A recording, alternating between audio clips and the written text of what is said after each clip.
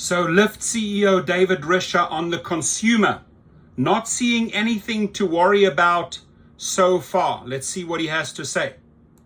Better than expected, 13%. The company also raising its share buyback plan. Joining us right now is Lyft CEO David Risher. Good morning to you, sir. Stock, as we just mentioned, it's up now over 10% on the back of this news. So congratulations to you. Thank you.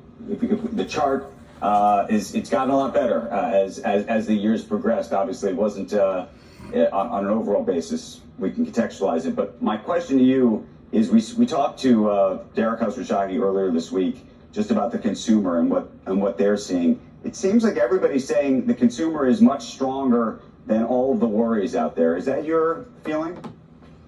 Yeah, similar.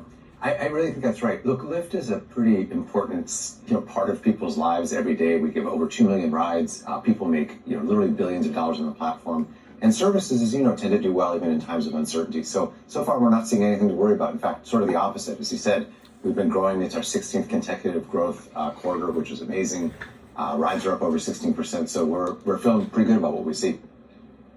In terms, though, of what the business looks like longer term, the international piece of it and everything else, how should investors think about that now?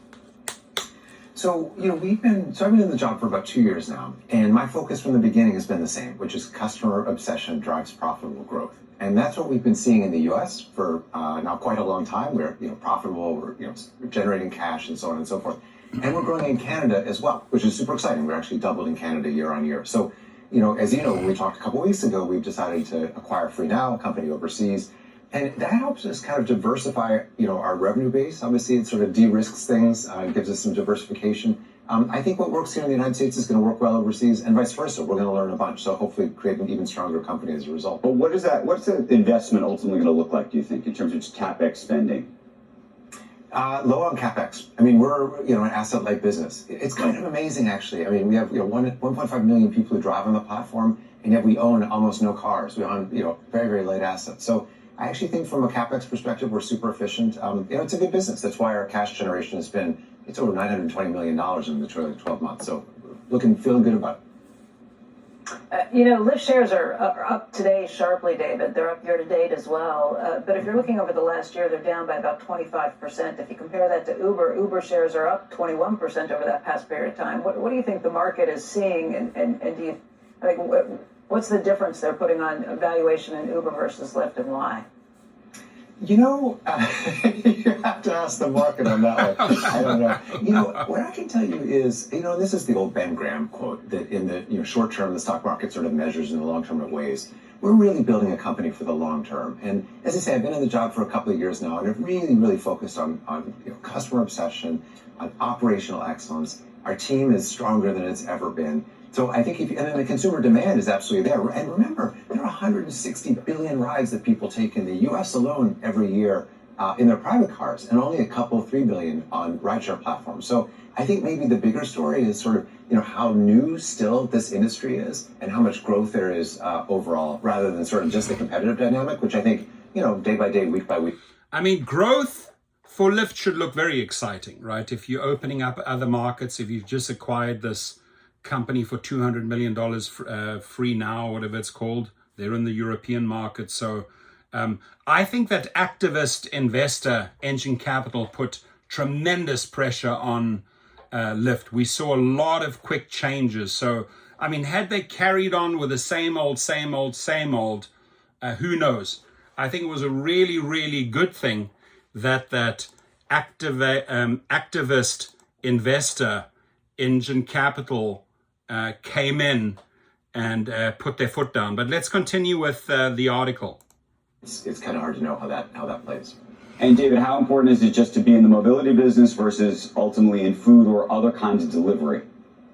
So I'm a big fan of focus. I really am. I think customer obsession works best when you really have a target audience. I'll give you an example. We just launched a feature a couple of days ago called Lyft Silver. It's actually very personal. Silver Fox for the old people. I had a conversation with parents about giving up the car keys, but every time that happens, it doesn't go well, and the world gets a little smaller because, older folks, kind of start to get a little isolated. So we're super excited. This is all about getting older folks out. We've had great early reaction. I'll tell you, I don't get hugged very often as a CEO, but literally a neighbor of mine hugged me yesterday for the feature. So I think, it's because we're obsessing over customers, we're able to do that instead of, focus on other things. So that leads to the question about autonomy, ultimately, because, in a perfect world, we'd all just get in a car and the car would drive us.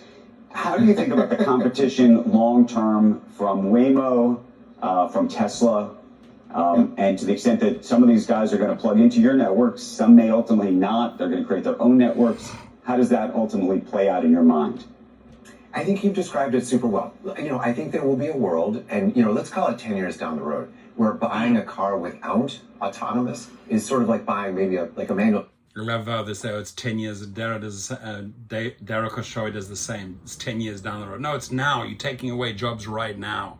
Transmission car. They're fun to drive. I got one myself. I love it. Zip down, this sort of thing. But most people will find that having other robots or people drive them is preferable. And so we're working super hard to be the best way for autonomous partners to plug into our network so they can use our fleet management, our demand generation, our marketplace mechanisms.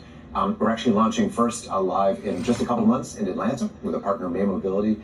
And we're super excited. Obviously, really early days, but it's absolutely going to be a gigantic opportunity for rideshare platforms, for sure. We got some headlines. I wanted to ask you a little bit about Engine Capital withdrawing a nomination of candidates for election to Lyft's board, and saying that Lyft's board has taken important steps by committing to significant share repurchasing. Is that what led ultimately to this repurchase announcement? No, sort of the other way around. We announced a $500 million repurchase at the beginning of the year that the board had authorized. And then looking at the cash generation, as they say, we're generating nearly $1 billion in cash a year. We looked at that again, the board looked at that again and said, you know what, let's increase the authorization to 750. Let's commit to do the 500 over the next 12 months. So that's super good. And we've been engaging with shareholders on this for some time now. So, I was right there. Lyft, the Engine Capital has a lot to do with this massive spike. It went up quite a bit.